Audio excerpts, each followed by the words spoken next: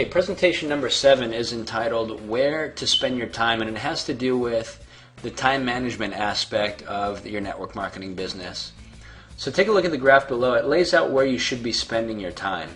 And basically in the beginning, 100% of your time should be spent on sponsoring, looking for your 5 key partners.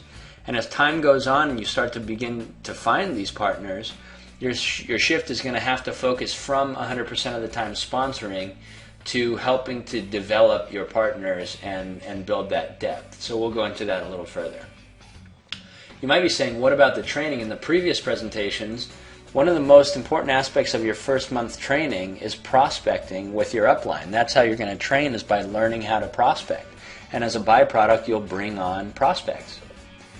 So it's important to get prospecting right away to build momentum out of the gate in your business.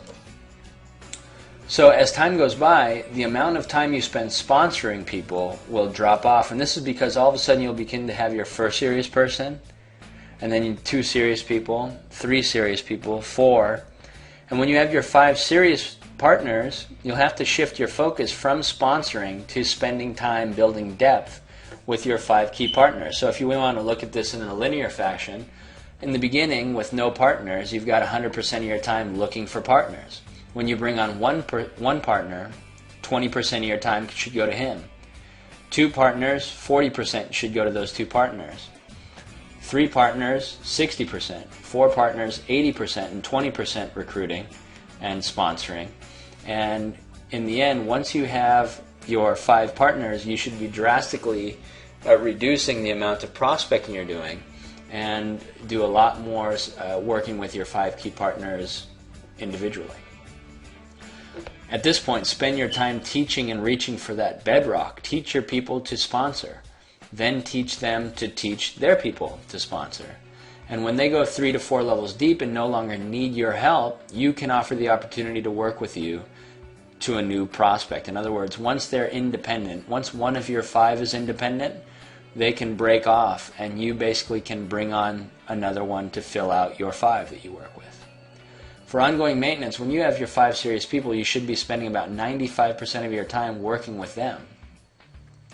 And then 2% of your time you should be servicing customers. 2% of your time you should do what's called planting seeds. Planting seeds is basically just giving the idea of residual income out. And by planting seeds, as your initial 5 people start to become independent, you already have the seed planted in the minds of others so that you could circle back around and fill in the gaps. You might say something like, I can only work with 5 people at a time, Jim, but I can let you know if a spot becomes available. And then once the spot becomes available, let him know. So next, in presentation number 8, we're going to go over the sizzle sells the steak, which is how you get together to keep your team motivated. Thanks very much. See you then.